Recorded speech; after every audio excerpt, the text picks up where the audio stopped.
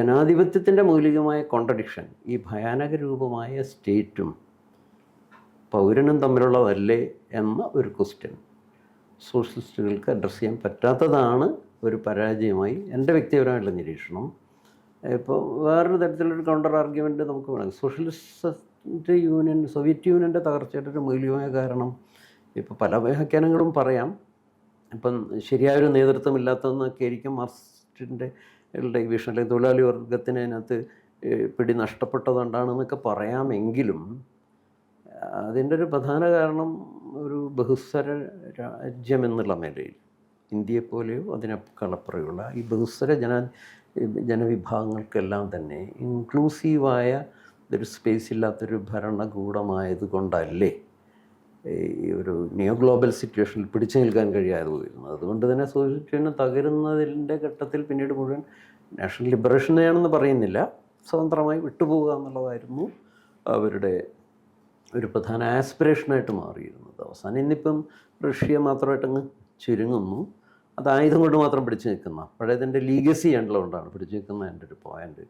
ഞാൻ പറഞ്ഞു വന്നത് അംബേദ്കർസിൻ്റെ ഒരു കണ്ടൻ്റ് ഏറ്റവും മർമ്മം എനിക്ക് തോന്നുന്നത് ഈ സ്റ്റേറ്റും ജനാധിപത്യത്തിൻ്റെ ഭരണകൂട രൂപം എന്ന് പറയുന്ന ഒരു ഏരിയയും അതിൽ ഈ പറയുന്ന ഒരു റൂളിംഗ് ക്ലാസ് എന്ന് പറയുന്ന ഏതെങ്കിലും ഒരു വർഗത്തിൻ്റെ, അത് ജാതിയുടെ രൂപത്തിലായിരിക്കാം, വംശത്തിൻ്റെ രൂപത്തിലായിരിക്കാം, ഒക്കെ ആയിരിക്കാം, അതിൻ്റെ ഒരു കുത്തക അവസാനിപ്പിക്കാൻ കഴിയുന്നതിനുള്ള ഒരു പൊളിറ്റിക്കൽ ഫോർമുലേഷൻ എന്നുകൂടി ഇൻക്ലൂസീവ്നെസ്സിന് നമുക്ക് കാണേണ്ടതില്ലേ?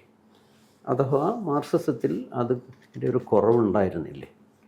ഞാൻ ഒന്നുകൂടി ക്ലിയറായിട്ട് പറയാം, സോവിയറ്റ് യൂണിയന് ചൈനയുടെയൊക്കെ പരാജയം അതൊരു ഇക്കണോമിക് റിലേഷനിൽ എന്താ പറയേണ്ടത്, സോഷ്യലിസ്റ്റ് എന്ന് പറയുന്ന ഒരു സ്ട്രക്ചർ മെയിൻറ്റെയിൻ ചെയ്യാത്തത് മാത്രമല്ല പ്രശ്നം, അതൊരു റീസൺ ആയിരിക്കാം.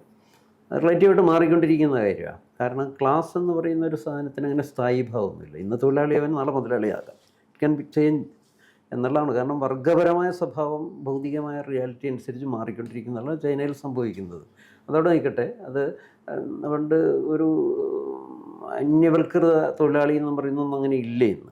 അങ്ങനെ ആരും അന്യവൽക്കരിക്കപ്പെട്ടിട്ടില്ല. അന്യവൽക്കരണം സ്റ്റേറ്റും തമ്മിലുള്ള റിലേഷന് മാത്രമേ മനുഷ്യനുള്ളൂ.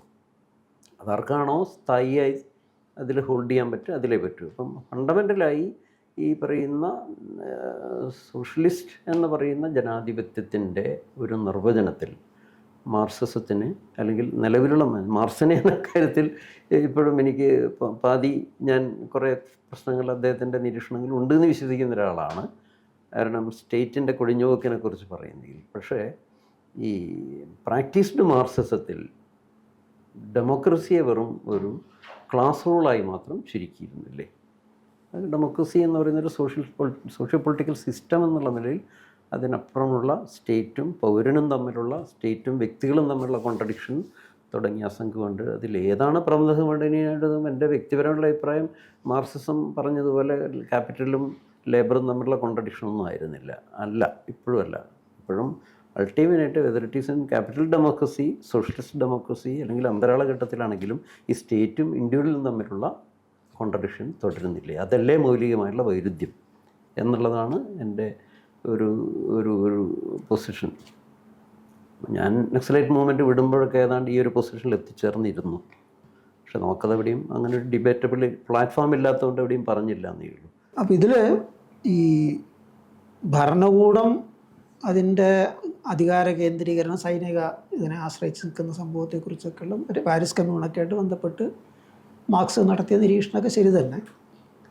പക്ഷെ അതേസമയം തന്നെ ഈ പാരീസ് കമ്മ്യൂണിൻ്റെ അനുഭവത്തെ മുൻനിർത്തിക്കൊണ്ട് തന്നെ മാർക്സ് മുന്നോട്ട് വെച്ച മറ്റൊരു നിരീക്ഷണം കൂടി ഉണ്ടായിരുന്നു. ഈ കമ്മ്യൂൺ അല്ല, എന്താ പറയുക, ആ വിപ്ലവകരമായ മുന്നേറ്റത്തിന് നേതൃത്വം കൊടുത്ത കേന്ദ്രസമിതി വളരെ പെട്ടെന്ന് തന്നെ അതിൻ്റെ അധികാരം കമ്മ്യൂണിന് കൈമാറിയതാണ് അതിൻ്റെ പരാജയത്തിനൊരു പ്രധാന കാരണം. ആ കേന്ദ്രീകരണം നിലനിർത്തേണ്ടിയിരുന്നോ എന്നുള്ള എനിക്കുള്ള വിലയിരുത്തലും കൂടി വരുന്നുണ്ട്. അപ്പോൾ പിന്നീട് അങ്ങോട്ട് നോക്കുകയാണെങ്കിൽ ഇപ്പോൾ ലെനിനും ഭരണകൂടവും വിപ്ലവവും എന്നുള്ള കൃതിയിൽ തന്നെ ഈ ഇത്തരത്തിലൊരു സാമൂഹ്യ വിപ്ലവ മാറ്റം ഉണ്ടാക്കി കഴിഞ്ഞാൽ തന്നെയും ഭൂഷ്വാസി ഇല്ലാത്തൊരു ഭൂഷ്വാ ഭരണകൂടമാണ് നിലവിൽ വരാൻ പോകുന്നത് എന്ന് ചൂണ്ടിക്കാണിക്കുന്നുണ്ട്. കാരണം ഈ സൈന്യത്തിൻ്റെയും മറ്റും നിലനിൽപ്പിൻ്റെ പ്രശ്നം മാത്രമല്ല, ഭൂഷ്വ അവകാശത്തിൻ്റെ അസമാനത തുടർന്നും ഈ സമൂഹത്തിൽ നിലനിൽക്കും. അത് തുടർന്ന് ഇല്ലാതാക്കാൻ പറ്റില്ല ഉടനടി. അപ്പോൾ അതിനെ നിലനിർത്താൻ ബാധ്യസ്ഥമായിരിക്കും വരുന്ന ഏത് അധികാരം. അപ്പോൾ അതുകൊണ്ടാണ് അത് ഭൂഷ്വ ഭരണകൂടമായിരിക്കും എന്ന് പറയാൻ കാരണം. ഭൂഷ്വാസി ഇല്ലാത്തൊരു ഭൂഷ്വ ഭരണകൂടം എന്ന് പറയാൻ കാരണം. പിന്നീട് ഈ വിഷയത്തെ മാവോ കുറേ കൂടി വിശദമായിട്ട് പരിശോധിക്കുന്നുണ്ട്. ഒരു വിപ്ലവത്തിന് ശേഷം തൊഴിലാളി വർഗ സർവാധിപത്യം, അധികാരം, സാമ്പത്തിക വിഭവങ്ങളൊക്കെ തന്നെ ദേശസാൽക്കരിക്കുകയും കേന്ദ്രീകരിക്കുകയും ചെയ്യുമ്പോൾ അത് ഔപചാരികമായ ദേശസാൽക്കരണം മാത്രമേ ആവുന്നുള്ളൂ. ഔപചാരികമായ പൊതു ഉടമസ്ഥത മാത്രമേ ആവുന്നുള്ളൂ. യഥാർത്ഥ പൊതു ഉടമസ്ഥതയാകണമെങ്കിൽ അത് ജനങ്ങളുടേതാക്കി മാറ്റേണ്ടതുണ്ട് എന്ന് ചൂണ്ടിക്കാണിക്കുന്നുണ്ട്. ഇപ്പോൾ സാംസ്കാരിക വിപ്ലവത്തിന് തൊട്ട് മുമ്പുള്ള കാലഘട്ടത്തിലൊക്കെ തന്നെ ചൈനയുടെ അനുഭവങ്ങൾ ചൂണ്ടിക്കാണിച്ചുകൊണ്ട് ഒരു ഫാക്ടറി യഥാർത്ഥത്തിൽ ആരുടെയാണ് എന്നുള്ള പ്രശ്നം അതതിൻ്റെ ഔപചാരികമായ നേതൃത്വത്തിനെ മുൻനിർത്തി മാത്രമല്ല വിലയിരുത്താൻ പറ്റുക, അവിടെയുള്ള തൊഴിലാളികളുടെയും ജനങ്ങളുടെ അതിനു മേലുള്ള യഥാർത്ഥ നിയന്ത്രണത്തിന് വെളിച്ചത്തിലാണ് മനസ്സിലാക്കാൻ പറ്റുന്നത്. പറയുമ്പോൾ ജനാധിപത്യത്തിൻ്റെ ആശയത്തെ തുടർന്ന് വികസിപ്പിക്കാനായിട്ട് ശ്രമം നടത്തുന്നുണ്ട്. അതിൻ്റെ ഔപചാരിക രൂപങ്ങളും ഉൾക്കൊള്ളുന്ന രൂപങ്ങളും ഇൻക്ലൂസീവ്നെസ്സിൻ്റെ ഒക്കെ പ്രശ്നങ്ങൾ, ഉദാഹരണത്തിന് എങ്ങനെയാണ് അധികാരത്തിൻ്റെ നടത്തിപ്പിൽ ജനങ്ങളെ പങ്കാളികളാക്കാൻ കഴിയുക, അതൊരു ഇൻക്ലൂസീവ്നെസ്സിൻ്റെ പ്രശ്നം തന്നെയാണല്ലോ.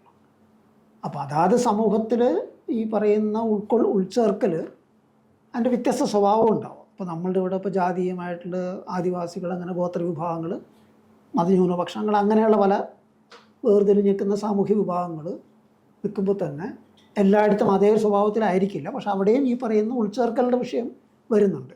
ഏറ്റവും നിർണായകമായ ഉൾച്ചേർക്കൽ എന്ന് പറയുമ്പോൾ അധികാരത്തിൻ്റെ നടത്തിപ്പിൽ, അധികാരത്തിൻ്റെ പ്രയോഗത്തിൽ ജനങ്ങളെ എങ്ങനെ ഉൾച്ചേർക്കാം, അതിൻ്റെ ആണ് ഏറ്റവും നിർണായകമായിട്ടുള്ള കാര്യം.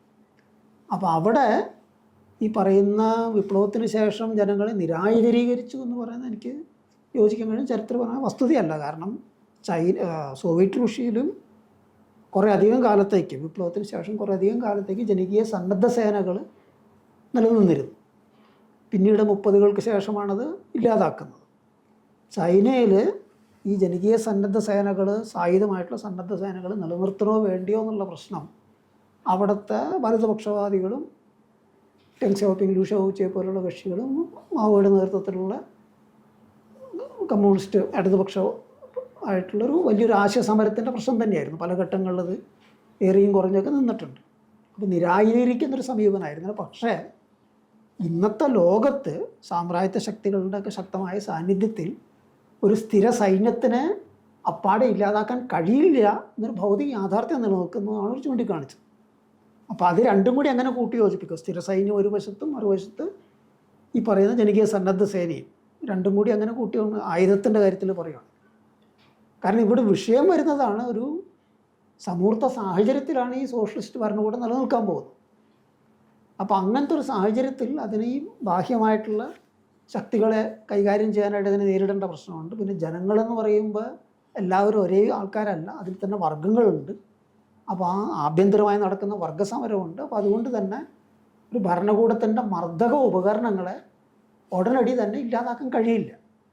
മാർക്സ് അന്ന് വിഭാവന ചെയ്ത പോലെ സാധ്യമാവുന്നൊരു കാര്യമല്ല. മാർക്സ് തന്നെ അതിൻ്റെ മറുവശമാണ് ഞാൻ നേരത്തെ പറഞ്ഞത്, കേന്ദ്രീകരണം തുടരണം എന്ന് പറയുന്ന പ്രശ്നം. അപ്പോൾ ഈ ഉൾച്ചേർക്കൽ, ഇൻക്ലൂസീവ്നെസ് നിങ്ങൾ പറയുന്ന ആ പ്രശ്നം, അതിൻ്റെ അഭാവമാണോ തിരിച്ചടിക്ക് കാരണമായതെന്ന് നോക്കുമ്പോൾ ഒരു പരിധിവരെ അതിനൊരു പങ്കുണ്ടെന്ന് പറയാം. കാരണം ജനങ്ങളുടെ മുഴുവൻ സൃഷ്ടിപരതയും നിലനിൽക്കുമ്പോഴാണ് അതിനെ ചെറുക്കാൻ കഴിയുക. ഏതെങ്കിലും ഒരു വലതുപക്ഷ മുന്നേറ്റം ഉണ്ടാക്കുമ്പോൾ അതിനെ ചെറുക്കാനായിട്ട് ജനങ്ങളുടെ സൃഷ്ടിപരതയും പങ്കാളിത്തവും എത്രത്തോളം അധികമായിട്ടുണ്ടോ അത്രത്തോളം അതിനെ ചെറുക്കാൻ കഴിയും. പക്ഷെ ആ സൃഷ്ടിപരതയും പങ്കാളിത്തവും സാധ്യമാക്കി എടുക്കുന്നതിൽ ഈ കേന്ദ്രീകരണത്തിന് വലിയൊരു പങ്കുണ്ട്. ഇപ്പോൾ സാംസ്കാരിക വിപ്ലവത്തിൻ്റെ കാലഘട്ടത്തിൽ വലിയ തോതിലുള്ള ജനകീയ പങ്കാളിത്തം ഉണ്ടാകുന്നുണ്ട്.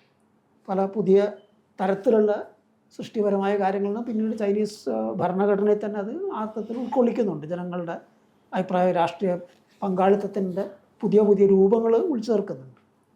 ഈ സാംസ്കാരിക വിപ്ലവത്തിലൂടെ രൂപം കൊണ്ട് രൂപങ്ങളായിരുന്നല്ലോ. പക്ഷെ അത് സാധ്യമാകുന്നൊരു കേന്ദ്രീകരണം ഉള്ളതും കൂടിയാണ്. അതല്ലെങ്കിൽ സാധ്യമാകുമായിരുന്നില്ല. അത് അവിടെ ഇവിടെയൊക്കെ പൊന്തി വന്ന് അത് ഇല്ലാതായി പോകുമായിരുന്നു ചെയ്യും. അപ്പോൾ ഇത് രണ്ടും പരസ്പര ബന്ധിതമായിട്ട് നിലനിൽക്കുന്നുണ്ടെന്നാണ് എനിക്ക് ചൂണ്ടിക്കാണിക്കാനുള്ളത്. മറ്റൊരു വിഷയമുള്ളത് ഈ പറയുന്ന എന്താ പറയുക ഉൾച്ചേർക്കൽ, നേരത്തെ നിങ്ങൾ പറഞ്ഞല്ലോ അങ്ങനെ പറഞ്ഞ ഡോക്ടർ അംബേദ്കർ ഒരു പുതിയ രൂപം മുമ്പോട്ട് വെച്ചു തന്നെ. ഞാൻ പറഞ്ഞാൽ അങ്ങനെ ഒരു പുതിയ രൂപം ആയിട്ട് ഡോക്ടർ അംബേദ്കർ മുന്നോട്ട് വെച്ചിട്ട് എനിക്ക് അഭിപ്രായമില്ല. ഞാൻ എവിടെയും കണ്ടിട്ടില്ല അങ്ങനെ കൃത്യമായിട്ട് ഇന്നത് എന്ന് പറഞ്ഞിട്ടുള്ളൊരു സംഭവം. അങ്ങനെ ഒരു ആശയം മുന്നോട്ട് വയ്ക്കുന്നുണ്ട്, ഇതൊന്ന് വ്യത്യസ്തമായൊന്ന് വേണമെന്നുള്ള എനിക്ക് എന്താന്നുള്ള കൃത്യമായിട്ട് അത് നിർവചിച്ചുകൊണ്ട് ഇന്ന രീതിയിലായിരിക്കും അതെന്നുള്ള എനിക്കിപ്പോൾ അദ്ദേഹം പറഞ്ഞിട്ടില്ല. ഒരു പക്ഷേ ആ ആശയത്തിൻ്റെ വെളിച്ചത്തിൽ പിന്നീട് വർക്കൗട്ട് ചെയ്തേക്കാമെന്നൊരു കാര്യമായിരിക്കാം. പക്ഷേ നിലവിലത് ഞാൻ വായിച്ചിടത്തോളം എവിടെയും അത് കാണാൻ അങ്ങനെ ഒരു സംഭവം കണ്ടിട്ടില്ല, കൃത്യമായിട്ട് രൂപം എന്നുള്ളതായിരിക്കും. അപ്പോൾ അവിടെ വരുന്ന വിഷയം ഇതാണ്. പക്ഷെ അതിലൊരു പരിമിതിയായിട്ട് ഞാനെപ്പോഴും കാണുന്ന കാര്യം ഈ അധികാരത്തെക്കുറിച്ചുള്ള സങ്കല്പം. എന്താണ് അധികാരം എന്നുള്ള വിഷയത്തിൽ ഈ പ്രാതിനിധ്യ സ്വഭാവമുള്ള ഭരണരൂപത്തെയാണ് അദ്ദേഹം അധികാരമായിട്ട് കാണുന്നത്. അതിൻ്റെ ഇൻക്ലൂസീവ്നെസ്സിനെ കുറിച്ചാണ് ചർച്ച ചെയ്യുന്നത്. പറഞ്ഞ പക്ഷേ അതല്ല അധികാരം എന്നുള്ളതാണ് ഞാൻ ചൂണ്ടിക്കാണിക്കുന്നത്. മാർക്സിസം ചൂണ്ടിക്കാണിച്ച എക്കാലത്തും ചൂണ്ടിക്കാണിക്കാൻ ശ്രമിച്ചേക്കുന്നത് അതൊരു രൂപം മാത്രം, അധികാരത്തിൻ്റെ ഒരു രൂപം മാത്രമാണ്. അധികാരം എന്ന് പറയുന്നത് അതല്ല. അത് കൃത്യമായിട്ട് ആ വർഗത്തിൻ്റെ താല്പര്യങ്ങൾ കാത്തുരക്ഷിക്കുന്ന ഒരു സംവിധാനമാണ് അധികാരം എന്ന് പറയുന്നത്. അതവിടെ നിൽക്കുന്നുണ്ട്. നിങ്ങൾ എന്ത് രൂപങ്ങൾ അങ്ങോട്ടും ഇങ്ങോട്ടൊക്കെ മാറ്റിയാലും ശരി, ഫാസിസമായാലും കൊള്ളാം, ജനാധിപത്യ രൂപമായ ഭൂഷ ജനാധിപത്യത്തിൻ്റെ പാർലമെൻ്ററി സമ്പ്രദായം അതിൽ മാറ്റം വരാതെ നിൽക്കുന്നുണ്ട്. അപ്പോൾ അത് മാറാത്തിടത്തോളം കാലം, ഇപ്പോൾ നേരത്തെ പറഞ്ഞ ദക്ഷിണാഫ്രിക്കയുടെ കാര്യത്തിൽ അധികാരത്തിൽ മാറ്റം ഉണ്ടായില്ല. പഴയ വർണ്ണവിവേചനം അവസാനിപ്പിച്ചു, കറുത്തവർക്ക് രാഷ്ട്രീയ പ്രാതിനിധ്യം നേടാൻ കഴിഞ്ഞു. മാത്രമല്ല അവരുടെ ഭൂരിപക്ഷ സർക്കാരുകൾ രൂപീകരിച്ച് തെരഞ്ഞെടുപ്പിലൂടെ ഭൂരിപക്ഷ സർക്കാരുകൾ രൂപീകരിക്കും. പക്ഷേ പഴയ അധികാരം അതേപടി തന്നെ തുടരുകയാണ് ചെയ്തത്. ആ അധികാരം അടിസ്ഥാനപരമായിട്ട് ഇല്ലാതാക്കി കഴിഞ്ഞിട്ടില്ല അവർക്ക്. അത് അവിടെയും കഴിഞ്ഞിട്ടില്ല, മറ്റ് സിംബാബ്വേയിലും കഴിഞ്ഞിട്ടില്ല, എവിടെയും കഴിഞ്ഞിട്ടില്ലായിരുന്നു. അതുകൊണ്ട് തന്നെയാണ് ഈ പറയുന്ന കറുത്തവരുടെ ഭൂരിപക്ഷത്തിൻ്റെയും അവസ്ഥ പഴയ പോലെ തന്നെ തുടരാനിട വരുന്നൊരു സാഹചര്യം. അപ്പോൾ ആ വിഷയം, അതായത് ഈ അധികാരത്തിൻ്റെ മൗലികമായ പ്രശ്നം, ആരുടെ അധികാരം എന്നുള്ള വിഷയം കേന്ദ്ര വിഷയമായിട്ട് വരുന്നത്. അങ്ങനെ വരുമ്പോഴാണ്, ആ നിലയ്ക്ക് നമ്മൾ ആ വിഷയത്തെ നോക്കിക്കാണുമ്പോഴാണ് വർഗത്തിൻ്റെ കേന്ദ്ര പ്രാധാന്യം വരുന്നത്. ഇൻക്ലൂസീവ്നെസ് അതിൻ്റെ വെളിച്ചത്തിൽ മാത്രമേ സാധ്യമാവുള്ളൂ എന്ന് ചൂണ്ടിക്കാണിക്കാൻ നോക്കണം. അതിനെ മാറ്റി നിർത്തിക്കൊണ്ട് നമ്മളൊരു ഇൻക്ലൂസീവ്നെസ്സിനെ കുറിച്ച്, ഉൾച്ചേർക്കലിനെ കുറിച്ച് ആലോചിക്കുമ്പോൾ അത് ഈ പറയുന്നതിൻ്റെ വൃത്തത്തിൻ്റെ അപ്പുറത്തേക്ക് കടക്കുന്നില്ല. അപ്പോൾ അത് കൃത്യമായിട്ടും ഒരു പരിധിവരെ അവർ അനുവദിച്ചു തരും. കാരണം അവരുടെ നിലനിൽപ്പിന് അത് ആവശ്യമാണെന്നുള്ള എനിക്ക്. പക്ഷെ ആ ഒരു പരിധിക്ക് അപ്പുറം കടക്കാൻ നോക്കിക്കഴിഞ്ഞാൽ യഥാർത്ഥത്തിലുള്ളൊരു ഉൾച്ചേർക്കൽ, അതിൽ പങ്കാളിത്തം എന്ന നിലയ്ക്ക് കടന്നു വരുവാണെങ്കിൽ അനുവദിക്കില്ല, അവർ തടഞ്ഞു വയ്ക്കുകയും ചെയ്യുക. അതുകൊണ്ട് അങ്ങേയറ്റത്തെ ശക്തമായിട്ടുള്ള അടിച്ചമർത്തലേക്ക് കടക്കാനോട്ട് മടിക്കുകയില്ല. അപ്പോൾ ഈ വ്യത്യാസമാണ് ഞാൻ കാണുന്നത്. അപ്പോൾ സോവിയറ്റ് യൂണിയൻ്റെ ആയാലും കൊള്ളാം, ചൈനയുടെ അനുഭവം ആയാലും കൊള്ളാം, ജനാധിപത്യത്തെ മാർക്സിസം ഒരിക്കലും മൂലധനവും തൊഴിലാളി വർഗവും തമ്മിലുള്ള അധ്വാനവും തമ്മിലുള്ള വൈരുദ്ധ്യമായിട്ടല്ല ചുരുക്കി കണ്ടേക്കണം. ജനാധിപത്യത്തിന് എന്നൊരു ഭരണരൂപം എന്നുള്ള എനിക്ക് തന്നെയാണ് കണ്ടിരിക്കുന്നത്.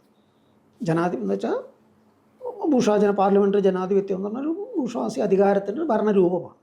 സോഷ്യലിസ്റ്റ് ജനാധിപത്യം എന്ന് പറയുന്നത് സോഷ്യലിസ്റ്റ് അധികാരത്തിൻ്റെ, തൊഴിലാളി വർഗ അധികാരത്തിൻ്റെ ഒരു ഭരണരൂപം തന്നെയാണ്. അപ്പോൾ അതുകൊണ്ട് തന്നെയാണ് യഥാർത്ഥത്തിൽ അധികാരത്തിൻ്റെ അന്തസത്ത എന്ത് എന്നുള്ളത് വ്യക്തമാക്കാൻ വേണ്ടി തന്നെയാണ് സർവാധിപത്യം എന്നുള്ള വാക്ക് ഉപയോഗിക്കുന്നത്. ഈ രൂപങ്ങൾ എന്തൊക്കെയാണ് ശരി, അടിസ്ഥാനപരമായിട്ട് ഇവിടെ നിൽക്കുന്ന ഒരു വർഗത്തിൻ്റെ സർവാധിപത്യമാണ്. അത് ഭൂഷാസിയുടെ ആകാം, തൊഴിലാളി വർഗത്തിൻ്റെ ആകാം. പക്ഷെ ആ ഇതിൽ നിന്നുകൊണ്ട് വ്യത്യസ്ത രൂപങ്ങൾ സാധ്യമാണ്. തൊഴിലാളി വർഗവും അധ്വാനവും മൂലധനവും എന്നുള്ള അടിസ്ഥാന വൈരുദ്ധ്യം എന്ന് പറയുമ്പോഴത്തേക്കും സാമൂഹ്യ ഘടനയുടെ ആകെ മൊത്തത്തിലുള്ളൊരു അടിസ്ഥാന വൈരുദ്ധ്യം എന്നുള്ള എനിക്കാണ് പറയുന്നത്. സാമ്പത്തികവും മറ്റെല്ലാ തലങ്ങളിലുമുള്ള ഒരു വിപ്ലവത്തിലൂടെ പരിഹരിക്കേണ്ട ഏറ്റവും അടിസ്ഥാനപരമായ വൈരുദ്ധ്യം എന്നുള്ള എനിക്ക് സോഷ്യലിസ്റ്റ് വിപ്ലവത്തിലൂടെ, അല്ലാതെ ജനാധിപത്യത്തിൽ അതിലേക്ക് ചുരുക്കമല്ല ചെയ്തിരിക്കുന്നത്. ആ വേർതിരിവ് കാണുന്നുണ്ട്. സോഷ്യലിസ്റ്റ് വിപ്ലവോത്തര ജനാധിപത്യ വിപ്ലവം കൂടിയായാണ് മാർക്സിസ്റ്റാചാര്യന്മാരെല്ലാം നിർവചിച്ച് വന്നിരുന്നത്. സോഷ്യലിസ്റ്റ് വിപ്ലവത്തെ ഒരു ഡെമോക്രാറ്റിക് പ്രോസോഡിയായിട്ടാണ് ഇത്. അതിലുള്ള വീണ്ടും ഒന്നുകൂടിയാണെന്ന് ക്ലാരിഫൈ ചെയ്യേണ്ട ഒരു പ്രശ്നം, മുതലാളിത്ത ജനാധിപത്യവും നിന്നും സോഷ്യലിസ്റ്റ് ജനാധിപത്യത്തിലേക്ക് പരിവർത്തനപ്പെടുന്നതോടുകൂടി വളരെ ക്വാളിറ്റേറ്റീവായുള്ളൊരു മാറ്റമുണ്ട് എന്ന് പറയുമ്പോഴും ഈ പറയുന്ന വർഗപരമായ ഭരണ അധികാരികളുടെ വർഗസ്വഭാവം മാറിയെന്നതേ ഉള്ളൂ. എൻ്റെ ഒരു പോയിൻ്റ് എന്ന് വെച്ചാൽ ഇപ്പോൾ നമുക്കിപ്പോൾ ഈ ഡോക്ടർ അംബേദ്കറിൻ്റെ ഒരു കുറിച്ച് അദ്ദേഹത്തെ ഇവാലുവേറ്റ് ചെയ്യുമ്പോൾ കുറേ തിയറി പറഞ്ഞ ഒരാൾ മാത്രമായിട്ട് നമ്മൾ റെഡ്യൂസ് ചെയ്യരുത്, അല്ലെങ്കിൽ റെഡ്യൂസ് ചെയ്യപ്പെട്ടുകൂടാ. കൃത്യമായിട്ട് ഇന്ത്യൻ കോൺസ്റ്റിറ്റ്യൂഷൻ്റെ കണ്ടന്റ് എന്നുകൂടി നമുക്ക് ചർച്ച ചെയ്യേണ്ടി വരും. വിപ്ലവത്തിന് ശേഷം വളരെ ആയുധം എടുത്തിട്ടുള്ള ഒരു ലോങ് ടേൺ സ്ട്രഗിൾ അല്ലെങ്കിൽ നാഷണൽ ലിബറേഷനിലൂടെ വന്നാൽ മാത്രമേ ഒരു ജനാധിപത്യ വ്യവസ്ഥ ഉണ്ടാകൂ എന്നുള്ളൊരു മുൻവിധി താങ്കൾ ഉൾപ്പെടെയുള്ള മാസ്റ്റർക്കുണ്ടത്. അതുകൊണ്ടാണ് ഇന്ത്യൻ കോൺസ്റ്റിറ്റ്യൂഷനെ കുറച്ച് കാണുന്നത്. ഇന്ത്യയിൽ അങ്ങനെ ഒരു രക്തരൂക്ഷിതമായ ഒരു ലോങ് ഡ്രോൺ നാഷണൽ ലിബറേഷനിലൂടെ മൂവ് ചെയ്തൊരു രാജ്യമല്ല. സംഭവം ശരിയാണ്. പക്ഷേ ഞാൻ ഉപയോഗിക്കുന്ന പദം വയബിളാണ്, അല്ലെങ്കിൽ സസ്റ്റൈനബിൾ എന്ന് വേണമെങ്കിൽ പറയാം. അല്ലെങ്കിൽ കുറേയൂടി അതിജീവന ശേഷിയുള്ള ഒരു ഭരണഘടനയും വിവിധ ജനങ്ങളുടെ ആസ്പിറേഷൻസിനെ പ്രതിഫലിപ്പിക്കാൻ കഴിയുന്ന ഒരു ഭരണഘടന എന്ന് പറയുന്ന ഒരു ഇന്ത്യൻ യാഥാർത്ഥ്യമുണ്ട്. അത് അങ്ങനെ കുറച്ച് കണ്ടുകൂടാ, അല്ലെങ്കിൽ അതിന് അപ്രസക്തമാണ് നമ്മുടെ സോഷ്യലിസ്റ്റ് ജനാധിപത്യത്തിൻ്റെയും മുതലാളിത്ത ജനാധിപത്യത്തിൻ്റെയും രൂപങ്ങളിൽ നിന്ന് കമ്പയർ ചെയ്യുമ്പോൾ എന്നുള്ളൊരു ധ്വനി താങ്കൾ പറഞ്ഞതിലുണ്ടോ എന്ന് സംശയമുണ്ട്. കാരണം അംബേദ്കറിൻ്റെ വിഷൻ കൃത്യമായിട്ടൊരു പൊളിറ്റിക്കൽ പ്രാക്ടീസിലൂടെ ഇവോൾവ് ചെയ്തത് എന്ത് എന്ന് പറയുമ്പോൾ ഇന്ത്യയിൽ നമുക്ക് ഇന്ത്യൻ കോൺസ്റ്റിറ്റ്യൂഷനാണത്. പക്ഷേ ഇപ്പോൾ ചൈനയിലോ സോവിയറ്റ് യൂണിയനിലോ ഉള്ള ഒരു റഷ്യയിലുള്ള 2 സ്റ്റേജിലായിട്ട് നടക്കുന്ന റവല്യൂഷൻസിലൂടെയും ചൈനയിലൊരു ദീർഘകാല ജനയുദ്ധത്തിലൂടെയും അവർ ഭൂബന്ധങ്ങളിലൊക്കെ വലിയ മാറ്റങ്ങൾ വരുത്തിയിരുന്നുള്ള ഘടനാപരമായിട്ട് മാറ്റം വരുത്താൻ കഴിഞ്ഞു എന്നുള്ളതാണ് അതിൻ്റെ ഒരു ക്വാളിറ്റേറ്റീവായിട്ടുള്ള ഡിഫറൻസ്. നമ്മളിപ്പോൾ റഷ്യയിൽ വിപ്ലവം നടക്കുന്ന കാലഘട്ടത്തിലും അല്ലെങ്കിൽ മാവോയുടെ ഘട്ടത്തിലൂടെയൊക്കെ പ്രശ്നത്തിലൊക്കെ ഒരു സാക്ഷ്യം വഹിച്ചൊരു വ്യക്തിയും കൂടിയായിരുന്നു അംബേദ്കർ. നമ്മൾ കാണേണ്ടത് ഇതിനെക്കുറിച്ച് നമ്മൾ അജ്ഞനായിട്ടുള്ളൊരു മനുഷ്യനായിരുന്നില്ല. ലോകതലത്തിൽ നടക്കുന്ന എല്ലാ തരത്തിലുള്ള റവല്യൂഷണറി പ്രോസസ്സിനെയും ജനാധിപത്യ ക്രമങ്ങളെയും ഇവാലുവേറ്റ് ചെയ്തിട്ടുണ്ടാകുന്നൊരു വ്യവസ്ഥയും കൂടിയാണ് ഇന്ത്യയിലുള്ളത്. അപ്പോൾ ഇന്ത്യയിലത് രക്തരഹിതമാക്കി നടത്തുകയും എന്നാൽ നമുക്ക് നമ്മുടെ മുന്നിലേക്കുള്ള ഒരു ഇവോൾവ് ചെയ്തിരിക്കുന്ന ഒരു ഭരണഘടനയിൽ ഒരു സാമൂഹ്യ ജനാധിപത്യത്തിൻ്റെ ഒരു ആകത്തുകയിലുള്ളതാണ്. ആ ഒരു പ്രോസസ്സിലേക്ക് പോകാനുള്ള ഒരുപാട് സ്പേസ് നമ്മുടെ മുമ്പിലുണ്ട്. യഥാർത്ഥത്തിൽ സോഷ്യലിസ്റ്റ് എന്ന് പറയുന്ന ഒരു നിർവചനം മാത്രമല്ല, ഒരു മധ്യസ്ഥൻ എന്നുള്ള നിലയിൽ സ്റ്റേറ്റിന് ഒരുപാട് കാര്യങ്ങൾ ചെയ്യാനുണ്ട് എന്നും ഡയറക്റ്റീവ് പ്രിൻസിപ്പിൾ സ്റ്റേറ്റ് പോളിസി മുഴുവൻ നമ്മുടെ സോഷ്യലിസ്റ്റ് സ്റ്റേറ്റിൻ്റെ ഉടമസ്ഥതയിലാണ് ഭൂമി എന്നൊക്കെ പറയുന്നത്. അത് താങ്കൾ പറഞ്ഞ തരത്തിൽ ഇവിടുത്തെ ഭരണാധികാരി വർഗത്തിൻ്റെ മേൽക്കൈ കൊണ്ട് അല്ലെങ്കിൽ ഒരു നിർദ്ദിഷ്ട കാലഘട്ടത്തിലെ ഭരണകൂടത്തിന് കൃത്യമായുള്ള വർഗസ്വഭാവം ഉണ്ട് എന്നുള്ളൊരു ഇവാലുവേഷൻ അത് ശരിയാണത്. അതുകൊണ്ട് ഈ ഘടനാപരമായ മാറ്റങ്ങളൊന്നും ഇന്ത്യയിൽ അന്നും ഇന്നും നടന്നില്ല. ഫോർ എക്സാമ്പിൾ ഭൂബന്ധങ്ങൾ ഒരു തരത്തിലുള്ള മാറ്റങ്ങളും വരുത്തിയിട്ടില്ല. പക്ഷേ നിശ്ചയമായും നമുക്ക് സോവിയറ്റ് ജനാധിപത്യത്തിൻ്റെയോ ചൈനീസ് ജനാധിപത്യ ക്രമങ്ങളുടെ ഒരു രൂപമായിട്ടൊന്ന് കമ്പയർ ചെയ്യുമ്പോൾ ജനാധിപത്യത്തിൻ്റെ സാധ്യതകളിൽ ഒരുപക്ഷെ അതിനേക്കാൾ മെച്ചപ്പെട്ട ഒന്ന് ഇവിടെ പ്രദാനം ചെയ്യപ്പെട്ടിട്ടുണ്ടെന്ന് വിശ്വസിക്കുന്ന ഒരാളാണ് ഞാൻ. രണ്ടാമത്തൊരു കാര്യം, നമുക്കിപ്പോൾ ഈ മാർക്സിസത്തിൻ്റെ അല്ലെങ്കിൽ ഇത് പാരീസ് കമ്മ്യൂണിൻ്റെ ഇവല്യൂഷന് ശേഷം ഒരു കേന്ദ്രീകൃത ഭരണക്രമത്തിൻ്റെതാണ് എന്നുള്ളൊരു പരാമർശമുണ്ട് എന്നുള്ളത് ശരിയാണ് ഞാൻ മനസ്സിലാക്കിയെടുത്തോളം. പക്ഷേ അതിനെ മുഴുവൻ തന്നെ പിൽക്കാലത്തൊരു കേന്ദ്രീകൃത ഭരണകൂടം നിലനിർത്തി ജനാധിപത്യത്തിനെ സംരക്ഷിക്കുന്ന ഒരു സംഭവമായിട്ടാണ് ലെനിനും സ്റ്റാലിൻ്റെ തന്നെ ഒരുപാട് കോൺട്രവേഴ്സിയിലാണ് മാവോ ഉൾപ്പെടെ പിന്നീട് പൊളിറ്റിക്കൽ പ്രാക്ടീസിലേക്ക് കൊണ്ടുവരുന്നു എന്നുള്ളതാണ് അതിൻ്റെ ഒരു വലിയൊരു വിപത്തായി മാറിയെന്നോട് ഒരു വശമില്ല എന്നുള്ളതാണ്. അതിനൊന്നും തന്നെ ഒരു പരിഹാരമായി യഥാർത്ഥത്തിൽ കൾച്ചർ റവല്യൂഷനൊന്നും മാറിയിട്ടില്ല എന്നാണ് എൻ്റെ അഭിപ്രായം. കൾച്ചർ റവല്യൂഷൻ്റെ ഘട്ടത്തിൽ എൻ്റെ ഞാൻ നെക്സ്റ്റ് മൂവ്മെൻറ്റ് വിടുന്നതിന് മുമ്പ് താങ്കളോടൊക്കെ പല കാര്യങ്ങളും ഒന്ന് പ്രൂവ് ചെയ്യാൻ ശ്രമിക്കുന്നത്. ഞാൻ അന്ന് അത്തരം പഠനങ്ങളൊക്കെ ആയിരുന്നു. എന്തായാലും എനിക്ക് തോന്നിയിരുന്നത് ആ സെൻട്രലൈസ് സ്റ്റേറ്റിനെ വീണ്ടും സസ്റ്റെയിൻ ചെയ്യിക്കുന്നതിൻ്റെ പ്രധാനപ്പെട്ട വില്ലൻ മാവോ ആണെന്ന് ഞാൻ പറയാം. കാരണം ചൈന അടുത്തൊരു സ്റ്റേജിലേക്കുള്ള വിപ്ലവത്തിലേക്ക് പോകുന്നൊരു കാലഘട്ടമായിരുന്നു അത്. ക്വസ്റ്റ്യൻ റേസ് ചെയ്യുന്നത് ചൈനീസ് സോഷ്യലിസ്റ്റ് വിപ്ലവത്തിലൂടെ കടന്നു പോയതുകൊണ്ട് തന്നെ കർഷക സമൂഹത്തിൽ നിന്ന് വളർന്നു വന്നൊരു യുവതലമുറ വളരെ എഡ്യൂക്കേറ്റീവായിട്ടുണ്ടായിരുന്നു. അവരെയൊക്കെയാണ് ടിയാൻമെൻ സ്ക്വയറിൽ പിന്നെ ഉന്മൂലനം ചെയ്ത് കളയുന്നത്. ഡെങ് സിയോപിങ് ഒക്കെ വരുന്നതിന് മുമ്പ് തന്നെ ഈ അപകടത്തിലേക്ക് എത്തിക്കുന്നതിൽ മാവോയ്ക്കൊക്കെ വലിയൊരു പമ്പുണ്ടെന്ന് പറയും. അല്ലെങ്കിൽ അദ്ദേഹത്തിൻ്റെ അന്ന് ചൈനീസ് കമ്മ്യൂണിസ്റ്റ് പാർട്ടിയുടെ എൻ്റെ ഓർമ്മ ശരിയാണെങ്കിൽ ഞാനിപ്പോഴും May 7th സർക്കുലർ ഒന്നും മറക്കില്ല. അത് പിന്നീട് May 16 സർക്കുലർ എന്ന് പറഞ്ഞൊരു വിശദീകരിക്കുന്നുണ്ട്. അതായത് ഒരു 3 ടയർ സൊല്യൂഷൻ. താങ്കൾ പറയുന്ന കർഷകർ, ജനങ്ങളൊക്കെ ആയുധം എടുത്ത് അല്ലെങ്കിൽ ഈ കമ്മ്യൂണുകളുടെ ഇതിനു വേണ്ടിയുള്ള ഒരു 3 ടയർ സിസ്റ്റമാണ് അവർ ഇവോൾവ് ചെയ്യുന്നത്. ക്വസ്റ്റ്യൻ എന്താണെന്ന് പറഞ്ഞാൽ ജനങ്ങൾ ആയുധം എടുക്കാൻ അവർ സമ്മതിച്ചിട്ടില്ല. അതാണ് പ്രശ്നം. കാരണം ബൂർഷ്വാ റോഡേഴ്സ് എന്ന് പറയുന്നത് മുഴുവൻ തന്നെ ചൈനീസ് സോഷ്യലിസ്റ്റ് ഭരണകൂടത്തിൻ്റെ ഉള്ളിൽ ആണ് എന്നുള്ളത് മാവോയ്ക്ക് നല്ല തിരിച്ചറിവുണ്ടായിരുന്നു, ബോധ്യമുണ്ടായിരുന്നു. അതുകൊണ്ട് അന്നത്തെ റെഡ് ഗാർഡുകളും യുവാക്കളും ആവശ്യപ്പെട്ടിരുന്നത് ഷാങ്ഹായ് കമ്മ്യൂൺ പോലൊരു മാതൃകയിൽ ചൈനയിൽ മുഴുവൻ തന്നെ ജനകീയ യുദ്ധത്തിലേക്ക് പോകണം തന്നെയാണ് അവർ ഡിമാൻഡ് ചെയ്തിരുന്നതെന്നാണ് എൻ്റെ ഓർമ്മ. ഇത് ഈ May 7th സർക്കുലർ എന്ന് പറയുന്നതും 16 സർക്കുലർ എന്ന് പറയും ഈ സൂപ്പർ സ്ട്രക്ചറൽ ലെവലുള്ള ചില അഴിച്ചുപണിക്കപ്പുറം ഘടനാപരമായി എന്ന് സോഷ്യലിസ്റ്റ് ഭരണത്തിനകത്ത് ഈ പറയുന്ന അതിശക്തമായൊരു സൈനിക ശക്തിയിലുള്ള ബൂർഷ്വാ റോഡേഴ്സിൻ്റെ പിടിമുറുക്കവും നിരായുധീകരിക്കപ്പെട്ട ജനങ്ങളായിരുന്നു എന്നുള്ളതായിരുന്നു യാഥാർത്ഥ്യം. അതുകൊണ്ട് തന്നെ സാംസ്കാരിക വിപ്ലവത്തിൻ്റെ ഒരു കടമയെ ഒരു ദീർഘകാല ജനയുദ്ധത്തിലേക്ക് ആംഡായിട്ടുള്ളൊരു അപ്രൈസിങ്ങിലേക്ക് പോകരുത് എന്ന് മാവോയ്ക്ക് നിർബന്ധമുള്ളത് കൊണ്ടായിരുന്നു അദ്ദേഹം സാംസ്കാരിക വിപ്ലവം അവസാനിപ്പിക്കാൻ തീരുമാനിക്കുകയും അങ്ങനെ ആവശ്യപ്പെടുകയും ചെയ്തത് എന്നാണ് എൻ്റെ ഒരു ഓർമ്മ. ഇത് എവിടെയും ഡിബേറ്റ് ചെയ്യപ്പെടുന്നില്ല. അതുകൊണ്ട് പിന്നെ നമ്മൾ 4 സംഘം എന്ന് പറയുന്നവരെല്ലാം തന്നെ ഇതിൽ കൃത്യമായ സ്റ്റാൻഡ് എടുക്കാൻ കഴിയാതെ ഇതിൽ അകപ്പെട്ടുപോയ ആളുകളായിരുന്നു. അവരെല്ലാം പതുക്കെ ഡെൻസിയാവുമ്പോൾ ഇപ്പോൾ വകവരുത്തി കളഞ്ഞിട്ടുണ്ട്.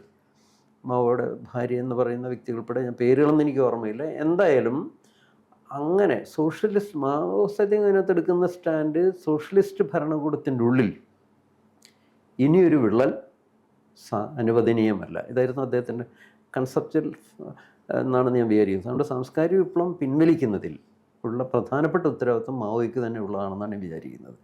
എന്ന് പറഞ്ഞാൽ ഈ അധികാര രൂപം, കേന്ദ്രീകൃത അധികാര രൂപം എന്ന് പറയുന്നത്, അല്ലെങ്കിൽ സർവാധിപത്യം എന്ന് പറയുന്നത് തൊഴിലാളി വർഗത്തിൻ്റെ പേരിൽ സ്ഥായീ വിഭാവമുള്ള ഒരിക്കലും മാറ്റമില്ലാത്ത ഒന്നായി മാത്രമേ പിൽക്കാല മാർക്സിസ്റ്റുകൾക്ക് കാണാൻ കഴിഞ്ഞത്. സോവിയറ്റ് യൂണിയൻ്റെ ഒരു പ്രശ്നം അത് തന്നെയായിരുന്നു. അതിപ്പം ലെനിനാണെങ്കിൽ സ്റ്റാലിൻ അക്കാര്യത്തിൽ വലിയ വ്യത്യാസമൊന്നും ഉണ്ടായിരുന്നത്.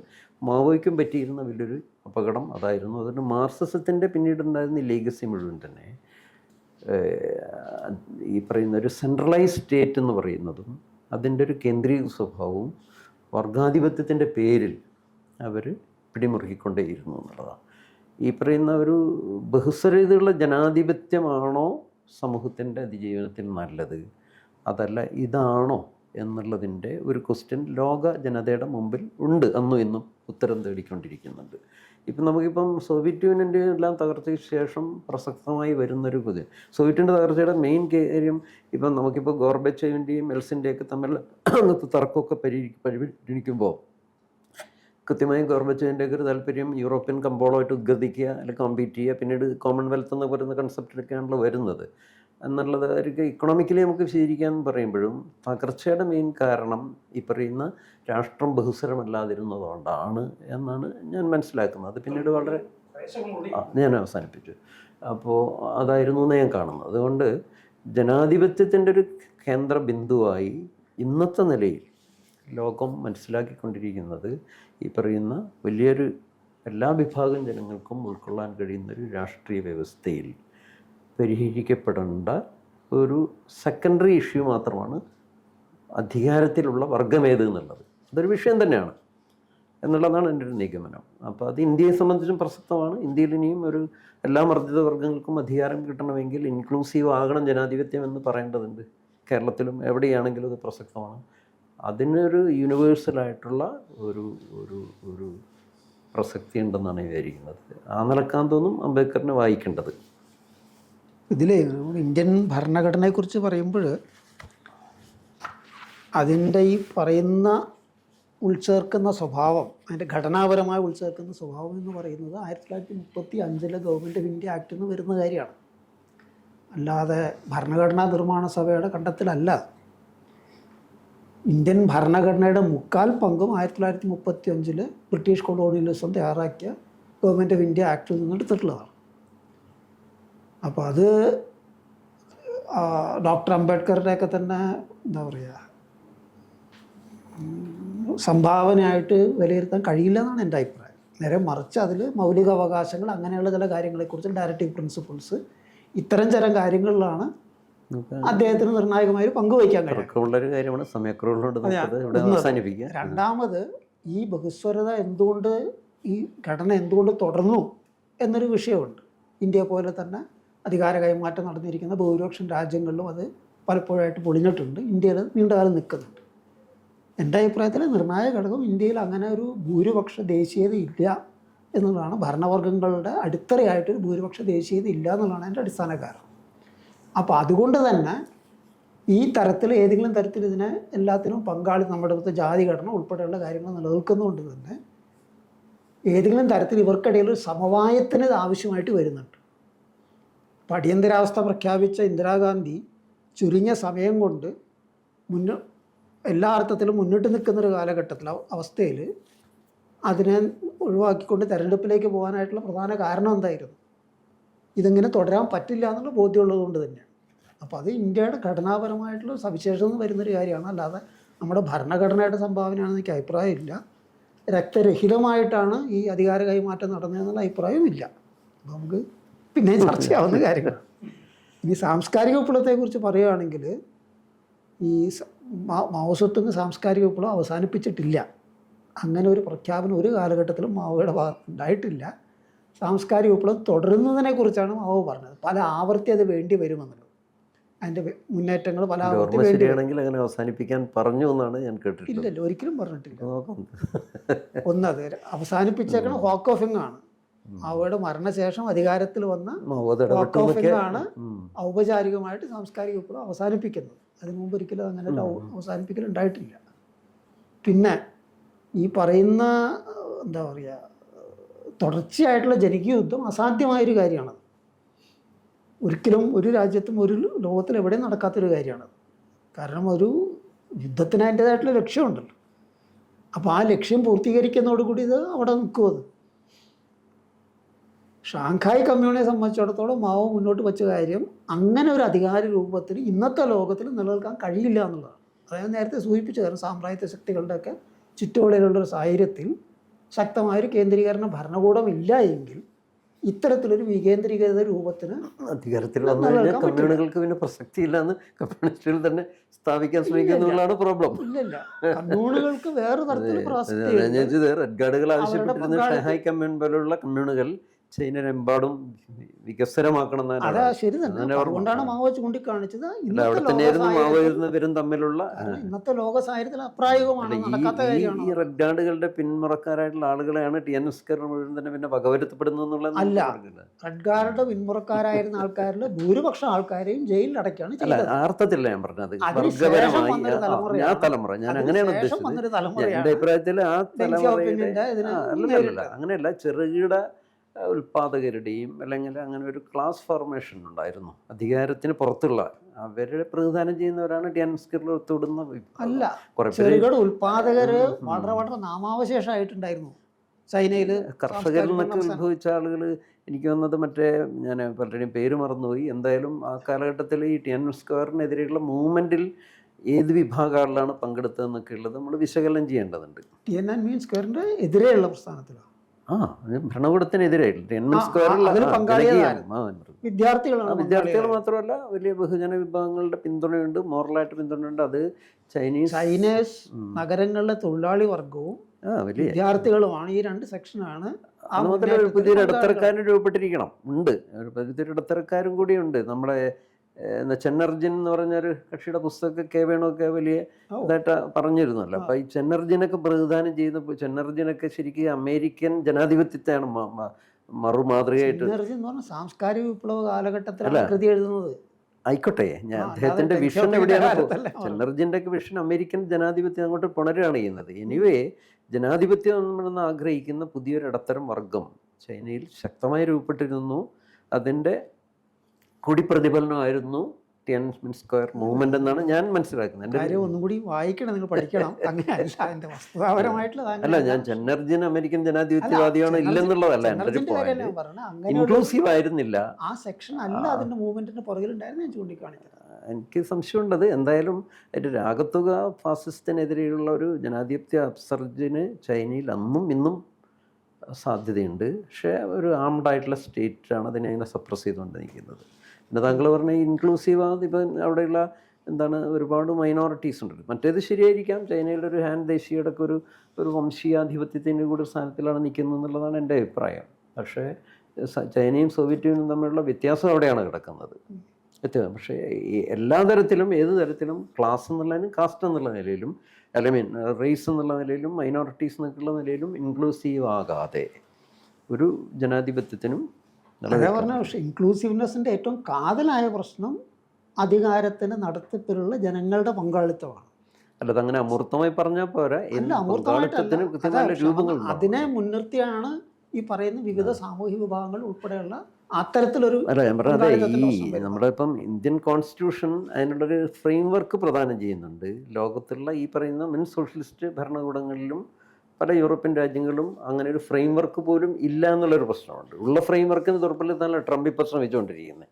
ഇപ്പോൾ റൈറ്റിസ്റ്റ് ഫാസിസ്റ്റ് സാധനത്തിൻ്റെ എമർജൻസിയിൽ അതിനിപ്പോൾ ഓരോന്നും എടുത്തു കളയാനാണ് നോക്കുക. എടുത്ത് കളയപ്പെട്ടോളണമെന്നില്ല, പക്ഷേ അവരുടെ ആവശ്യം അതാണത് ലോകരാഷ്ട്രീയത്തിൽ. തീർച്ചയായും എളുപ്പത്തിലൊന്നും അവസാനിക്കാൻ പോകുന്നതല്ല ഈ സംവാദം. ഇരുധാരകൾക്കും ഐക്യപ്പെടാൻ ഒരുപാട് മേഖലകളുണ്ടെങ്കിലും ഒരിക്കലും ഐക്യപ്പെടാനാകാത്ത മേഖലകളുമുണ്ട്. അതിനാൽ തന്നെ സംഭാഷണം തുടരട്ടെ. ഗുരു പറഞ്ഞതുപോലെ വാദിക്കാനും ജയിക്കാനുമല്ല, അറിയാനും അറിയിക്കാനുമാണ്. നന്ദി.